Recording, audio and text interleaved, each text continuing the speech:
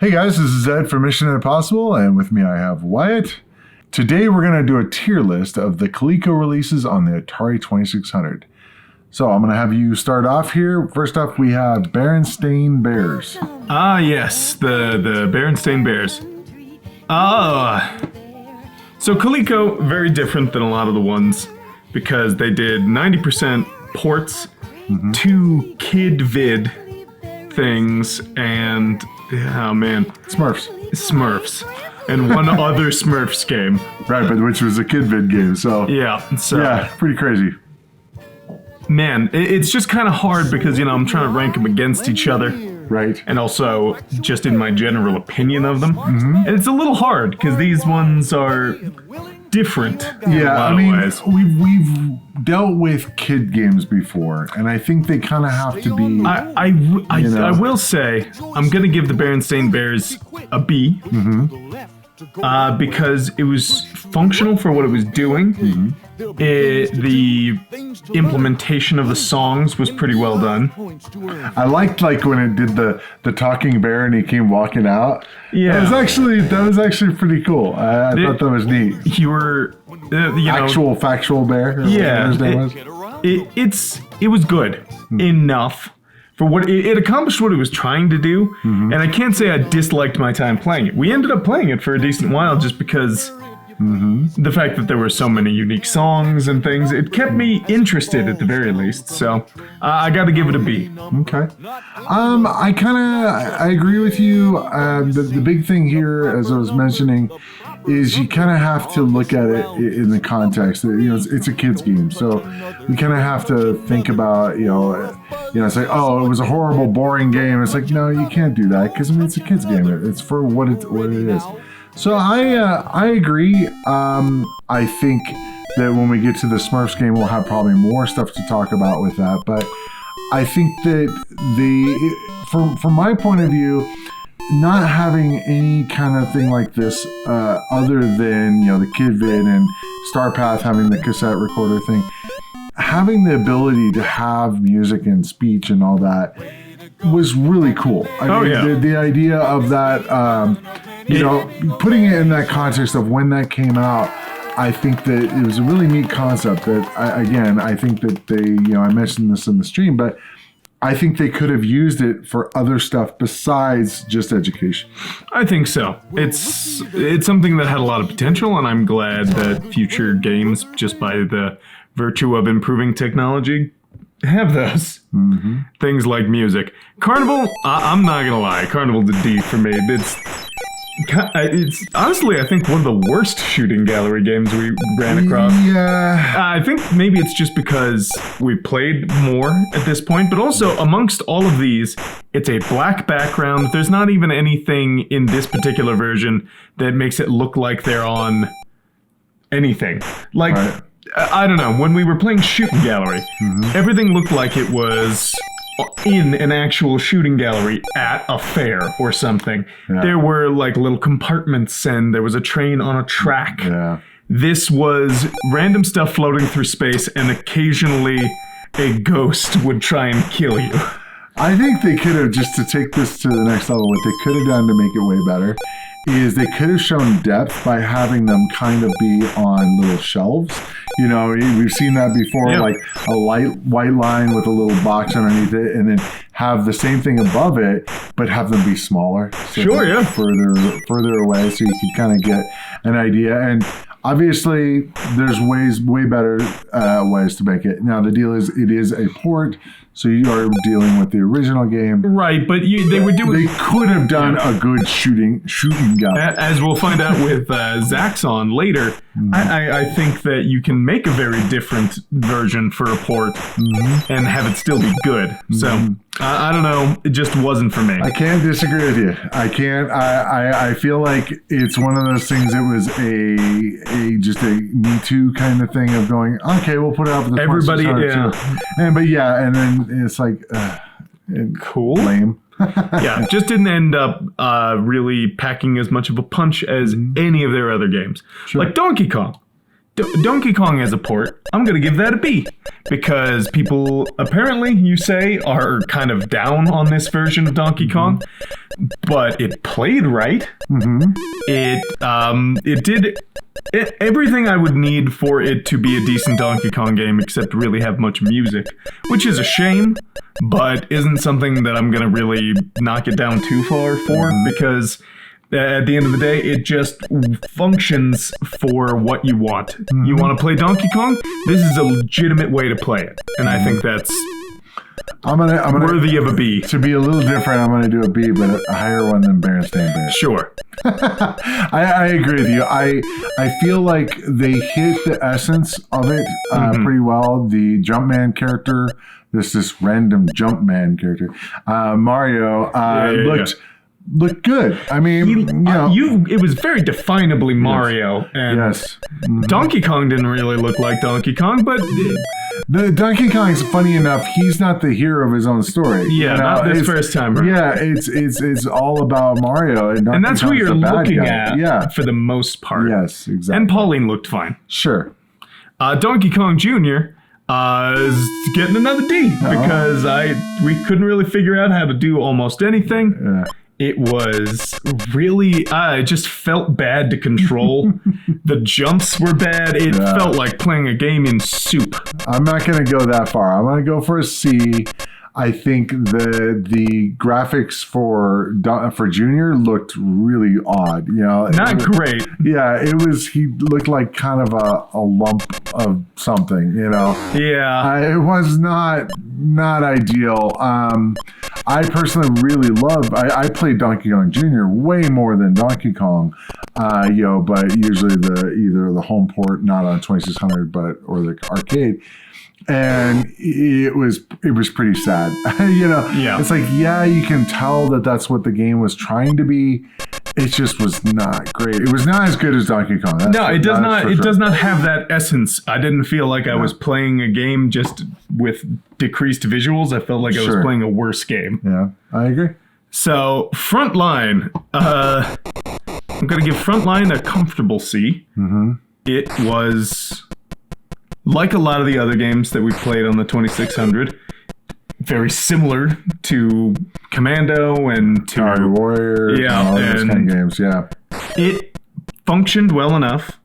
The enemies didn't really follow the same rules. They can walk through trees and stuff, and that was kind of annoying because it meant that there wasn't really cover that you could stand behind. Right. And sometimes they would just really come out shooting. They would get you quickly. It was a serviceable game. It's just not one that I think stands up to some of those other games, and I don't think it really stands up to some of the better games on the Coleco roster.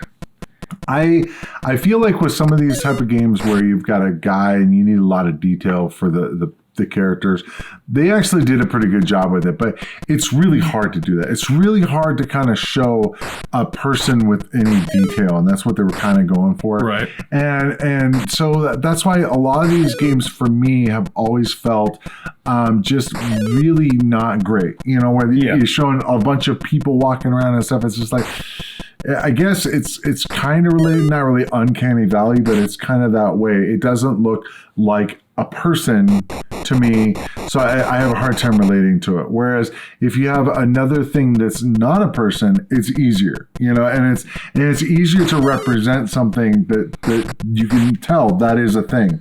And I kind of feel like a lot of these games, for me at least, they suffer from that. And I just, one of the things it was interesting is it really didn't.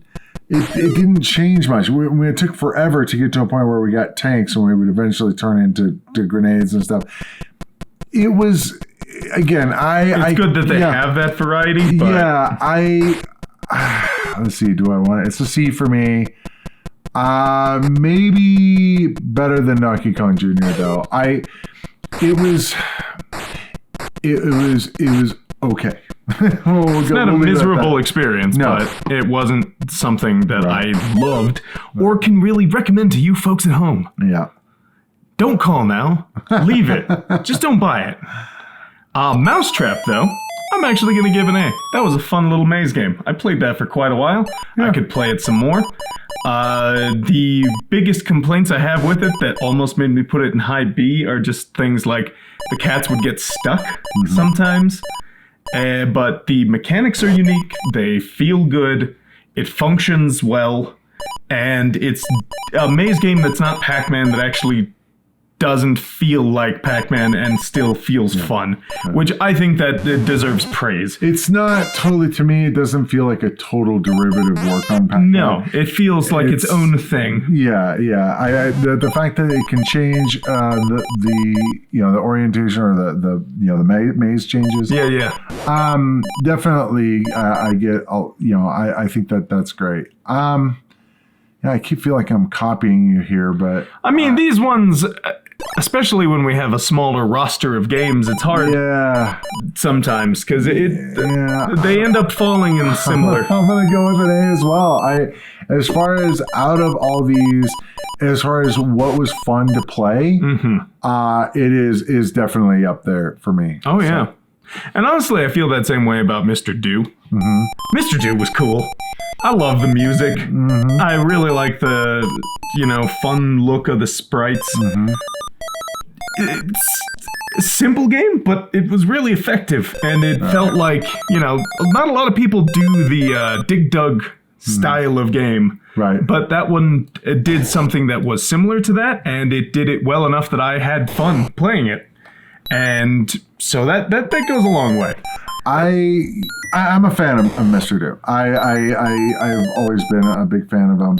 I'm not a bit, actually way more than Dig Dug. I don't know, for whatever reason, Dig Dug never really stuck with me. But Mr. Do, just something about all the stuff you get on the screen. The ball was cool. Yeah, the ball you send Once it out finally...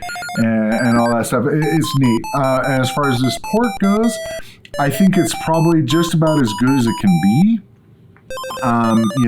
They got all of the elements of Mr. Do right. Right, all the pieces all the there. extra letters and stuff. And I think the biggest thing for me was the background, the great alternating colors. It was a little... They did the same thing in Dig Dug, and it's just a little odd to me. And it's just like, again, they probably had some technical reason to do it, but it's just looked a little weird. Sure. But other than that, it was very playable.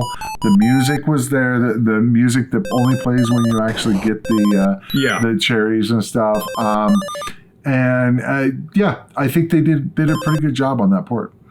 All right. I struggle a little bit with our next entry. Roc N Rope didn't have a great deal of... it was fine. It was functionally interesting. The climbing and moving around and stuff. Right. I just found myself after not very long being like, I don't want to play this anymore. Yeah. He falls on his ass really easily. It's hard to kind of figure out what you're doing. You got to use your head a little, but it also feels like they didn't strike the balance with, you have to think about it. Yeah, well, I'm gonna think about it, but I'd like to think about it and then just have it work. Like, there was too many complications, too many times you could be knocked down way too quickly. Right. And the power-up didn't last very long, and you would, the green kangaroos and cavemen or bears or something were the other enemy. I don't really know. Green kangaroos or whatever. Yeah, I don't know. Weird. It's hard to either not put it at a high C. I think it is cool that it was doing something different, but I also think that it was a little rough. Again, it is an arcade port. Not one I was really familiar with. But I was just kind of like, all right, I guess we're just shooting this rope over there and climbing it. The concept of it is interesting. The actual implementation of it, I didn't really feel like it was. It didn't nail me. It didn't wow me. Didn't nail it. Yeah, so I'm gonna probably go with the C on it. Higher C. Well, let's see. B. No. It's a C title to me. This port of it is it's just where it is. It wasn't fun. Yeah. I just really what it comes down to. Now, here's something I'm going to have to struggle with. This Smurfs game was also very obtuse in its controls. You would die if you touched a fence. Right. You would the jump, you had to either do a perfect diagonal, which is hard to do, or jump twice in the air. And yet I found myself having more fun than I did with Roc N Rope. Yes. But I agree. And visually, it looked great. It didn't feel like, a lot of Atari games feel like they happen in a black void. Or even Roc N Rope, just black background, then the details on the sides to actually make out the world. Smurfs had backgrounds that felt colorful and lively. And I feel like I've got to give it a B because the controls are kind of dumb. But once you got them, like as soon as you know to do that, it's really not that bad. Yeah, I feel like here's the thing that's kind of interesting. A lot of these games, you look at them and go, okay, what could they have done to make this better? You know, and a lot of these, it's like, okay, there's a lot of the nitpicky type stuff. This game, it would be easily way better if they'd have just fixed the controls. You know, if it had been just for one, use the button.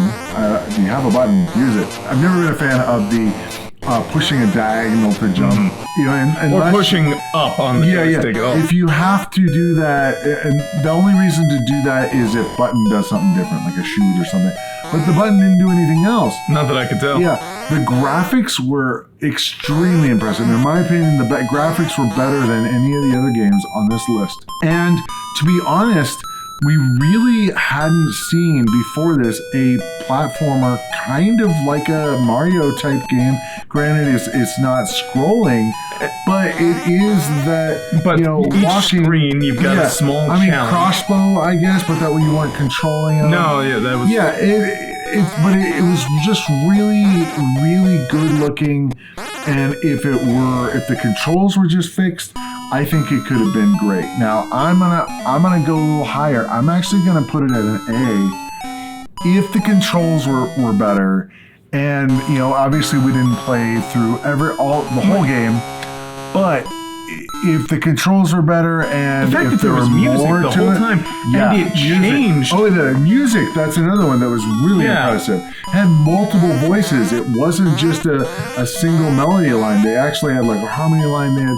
They had a lot when you would go on. into the spider cave, it sounded and it changed spookier. It was just very impressive. They could have fixed it a lot. Like, it would not make sense for you to jump into the pit. You could just be able to walk into the pit. You know? And jump if you want to. Yeah, I mean, there's ways of making it a much better game. And it wouldn't fundamentally change what they made. And I think that's the big thing that makes me want to rank it so high is it wouldn't take damn near any effort to make this one of the best games on the 2600 almost. The controls kill it. Yep. Yeah. And it's a real shame. Yeah. Now, the next Smurfs game I'm also struggling with because I almost want to put this one at an A because what they did put it at an A. For right now, I am. A-. Okay. Yeah, for right now I am. I'm thinking about here or here. Smurfs Save the Day had the same kind of benefits as the Berenstain Bears. The difference being, though, those little mini games were kind of addictively fun. Yes. And there were a lot more, it was more of a real game. Yeah. Rather than catch the number and stuff like that. And maybe it could have been just the age range they were targeting. They still consider it a learning type of game. But I don't really think so. I don't think it was. Even if it is, it felt like it was learning in a way that I had fun with. Yeah. Like the sorting game, as silly as, a time we were having with it and making fun of it and such, the fact that the boxes would change size, the challenges would change. It made you think on the fly, all right, there's big, medium, small, there's different colors, different shapes. It was making you keep track of several different things. And you started to learn on the fly. Like I messed up in a kid's game what a big and a medium circle were. Sure. But in that, because it's also a forgiving enough game, I learned that and I was like, okay, now I know what a medium circle should look like. And I don't know. It was kind of cool. I went, it's just like, nope, not gonna fit. And I don't know, those little things made a huge difference. Right. The graphics were also still pretty fun and cheery. Yeah. Like, not as good as the other Smurf game, but my thing, I think my issue with it is that actually in both of these cases, it didn't really need the kid vid thing. No, that was to be honest, that was a kind of a gimmick, and I would say the Berenstain Bears would really be a non-thing. The only thing that saves it is the gimmick. Yeah. Whereas the Smurfs game could easily be on its own without that. Absolutely, and still be pretty fun. So that having that, I mean, and if you wanted to use that, you have music or something. The one thing I didn't like with a lot of these is the fact that the music was unskippable. The fact that like when we got to the latter half, the one with the greedy mixing the drinks, very cool concept for a game. To be honest, the fact that they would actually change into several different colors from each combo of 2, very cool, and even getting potentially into doing 3, it was kind of addictive as a little game. You mentioned this before, but that could easily be a mini game. And some other thing. And, it's one of those things that, we played that probably the longest out of all this.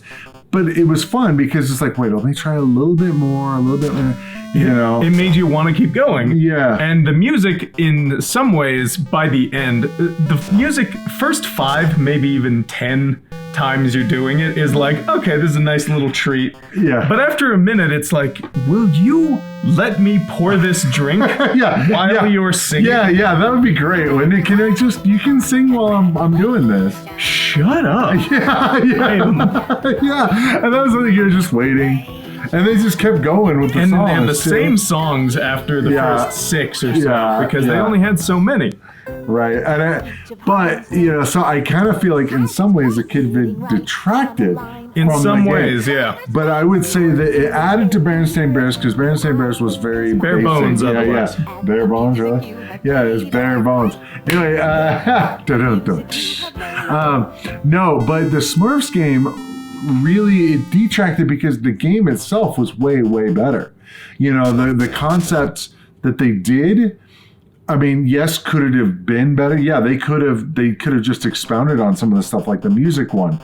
I thought was cool. They could have used a real staff with actual notes. They could have done. Yeah. Not that it would have been any more technically harder or anything.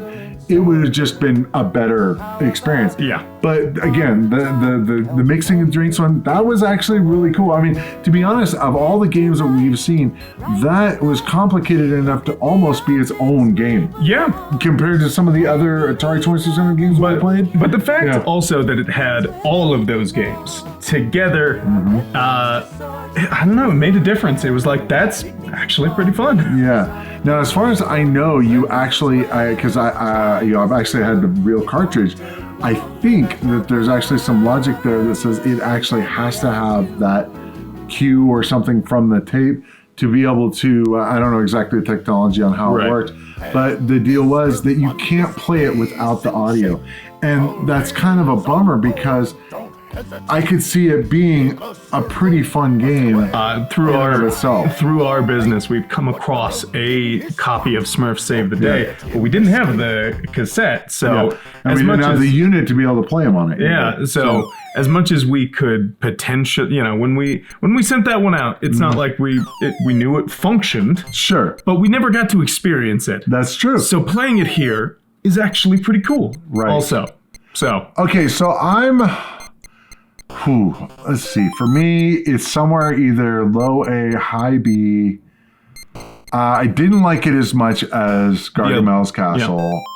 So I'm gonna have to go with a high B. Okay. it was definitely it held my interest, and again, because it was really 3 games in one. It was, and 3 solid pretty games. Solid, yeah, pretty solid. I mean, the music one was probably the least of them, just because of, for one thing, I hate that noise when the notes come crashing down. Sure. But it's also a lot, I think, simpler than the other 2. But nonetheless, it was still fun. It was still fun enough that, you want to continue playing. I like the fact that when you messed up on one, that you got a chance to just fix that one. You didn't have to do the whole thing over. It was very convenient, I will say that. Moving on from our Smurf block. Smurf block. The Cartoon Network Smurf block. There you go. 7 hours of your favorite little blue dudes. Yeah. Time Pilot was fine. I'm gonna put it at a low B, because I'm gonna put it at a high C. It was like controlling a plane in sludge. Yeah, the controls were not good. I like the concept of it. The concept of it was decent, but it also kind of, I think, let it down. But it was like, what am I? Just hanging out until a slightly guns go like an inch. Yeah. You don't really feel more advanced than any of these other things because they can all shoot further than you. And then on top of that, it was like, oh yeah, shoot a couple of these planes until the big plane comes around. Yeah. Okay. Can't I just shoot the... It didn't feel warranted to do it that way. So just wasn't as much fun as I think the concept provides the room for.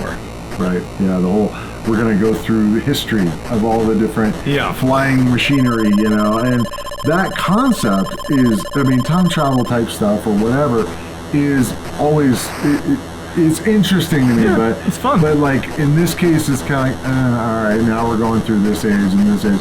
It really didn't. They also didn't feel any different. Yeah, that's I think the difference. Normally, the interesting thing to me is when you deal with time travel stuff is it should feel like you've stepped back into a previous time or whatever. And you couldn't really do that because you never went on the ground. You never did anything. It's like, how do you show that this looks different, from 1910 to 1940? Basically the same. Yeah, there's slightly different graphics on the ships and stuff, which made it like, oh, okay, cool, a little bit more advanced. Okay, a little bit more advanced. But none of them felt like they were more advanced because they all did the exact same things. They all shot in that same diagonal direction. They all went in the same And some patterns. of them was weird, like some of was like the 83 one. They're just going like this the whole time. It's just like, this is odd. It felt not great to play. I'm going to go in the C range. For me, it just was, it was clunky. Yeah, it was, I feel like, it could have been better if the controls would have been better. But to be honest, looking at it, it looked kind of very much like combat in a way, and we're talking way far out from combat. Like years. Many years. But it didn't really feel much different than combat, so. Venture, I don't really know how to rank because it was an interesting time. But I hated the smiley face. I felt like it was really easy to die because sometimes you could shoot really fast and then it would just stop for a couple of seconds like the game was like, I don't know how to load this anymore. It was still a pretty unique experience though. You're going around collecting things, kind of the map was interesting. Although having to run away from all those weird Pac-Man ghosts wasn't very fun. I'm gonna stick that one in a high C as well. That one was okay. I'm gonna go a little higher because, to be honest, yes, it's a port, and to be honest, I don't think I've played the original, but the deal is that it had more going on. I did like the fact that there's multiple screens and you have once you complete it, then you don't go back in there. It's like you complete that for each one of the things on the level. Subsections of a level. Yeah. And then once you've completed it, now I think they could have done a little bit more visual cues on it to show and granted the supports, I don't know the original, but they could have filled in the box and said that one's done. It would have been nice to have a little bit of that. but it doesn't allow you to go in it. It'd have also been interesting if you go in there, there's nothing in there. Sure, yeah. Or the thing goes away and you can find them, but you can leave if it respawns the room or whatever. So this is sort of almost like, in a way, almost a dungeon crawler, a little bit more abstract, but the idea of it that you're trying to get treasure. Again, port, so we can't change it much, but the idea of having all these different things, it would be neat if they like somehow had a way of connecting them. I agree. There was some missing connective random tissue. Things that you're grabbing. Yeah. There might be some explanation, but didn't look like anything. If we look at like the magic treasure, you knew exactly what those Very are. much so, yeah. Yeah, and they were super detailed. They weren't there on this. Now, granted, I think these might have come out before, slightly around the same time. Sure, but at the same time, it's just other than especially seeing the Smurfs. Yeah. The Smurfs show that Coleco could do just as much visually as a Magic did, right? But they just didn't in some of these. Right. Because it has more going on. The thing is about this is that it'd be interesting to see what changes between all the levels, because it's obvious, once you complete the first screen, it goes to another one and it looks different. It's a different, like I think there was more like 5 rooms instead of 4. It'd be interesting to see what they do on the 3rd and 4th and see what, if they get like 20 rooms. Who knows? I doubt it that much. Unlikely, but you know what I mean? And so just to see what the progression how much there is to the game. Whereas like on Donkey Kong, comparative, it's just, granted, the arcade had 3 screens. This one only had 2. And it just gets harder and harder and harder and harder. It doesn't really have that kind of mechanism of showing same sort progression. of change, yeah. Exactly. So Zaxxon, Zaxxon, however you want to say it, was something that I think I'm going to put up in a firm B. Okay. As a title, I don't have any context for what it should play like from the arcade. But I can say that was kind of fun. I think the boss was difficult in a way that made it obtuse. Yeah, I'm not really sure what you're supposed to do. I vaguely remember taking forever to try to shoot the boss. But truly, we tried several times and we just couldn't get there. So that was a little weird, and it holds it from being much better than that. But I gotta say, a solid game on its own. Going into it, I had heard about Zaxxon being just a bad port, mostly from the point of view of changing the perspective. Mm-hmm. Because, it's I don't know what this called, like 3/4 view or whatever, but it's more of a side view as you're going through. Right. Which made it very unique. They changed it on here to be top down or whatever. Or not top down, but it's behind you. Yeah, behind you. But they did some things that I felt were interesting. They definitely still had the height. That was a major thing. Having that Z-axis change on there was actually really neat. And they actually improved upon a couple things. They had it to where the walls, you actually had to go around different obstacles, which I don't remember that from the arcade. I liked some of the graphics on some of the things, like the cool looking ship. The fact that they had the shadows on there so you could see what the height was on them. Right, yeah. They got all the concepts right. It's just from a different perspective. And obviously it was easier to program it that way. They did have the object scaling to show the depth. So you can get the depth of field or whatever, so you can see that these things are smaller and they get bigger and bigger, which is, that helps a lot to show the depth. And so for me, I was kind of going into it thinking this is going to be horrible, but I actually liked it. Again, I don't know if I would call it Zaxxon at that point, because it's lost one of the defining characteristics of Zaxxon, was that perspective. However, it still was pretty fun. It still was fun. The boss notwithstanding, I don't know what we need to do. We need to figure out the trick, but I don't think that missile was avoidable. Seemingly not, but there's something to it there. But it, I thought it was way better than it was going to be for me. Right. It surprised you. Yeah, it did surprise me in a good way. And So yeah, so I it's kind of a low A. It's probably in the B plus to A minus range or whatever. But I would play that again. Part of me wants to say, like, how do you beat that boss in Zaxxon? How do you do it? It makes you curious. Yeah. And versus some of these other games, I have no interest in playing Carnival again. Right. Especially that version. Yeah. I play Shooting Gallery over Carnival. Yeah, very much so. Or just play the Coleco version, the ColecoVision version. Yeah. It would have been better. But yeah, I thought it was way better. So that's actually all we have for today. We did all the ColecoVision, or Coleco. I keep saying that. I think it's just when I hear Coleco, I immediately add ColecoVision. Yeah. Regardless. So what did you guys think? Definitely leave your tier list, the list in the comments. We'd love to hear what you guys think. It's definitely interesting for me because there was a lot of new ones for me here. I don't think I had, to be totally honest, I didn't have any of these games when I was a kid. So it was interesting to me. Now I've played some of them since then, but a lot of it was any new. of these. Weird. Looking at the list, I don't think I had any of these. So granted, I had played the arcade ports for most of these are, but not the 2600 versions. Sure, yeah. So it was a little interesting. We didn't have any S tier this time. Not this time, but I think they made solid enough games, and when they were, but they didn't have a lot of them. Right. As a third party, they made a few, but I think their bread and butter was on their own console. To be honest, that's probably the deal. And why, it's kind of an interesting concept of why make games for the other console?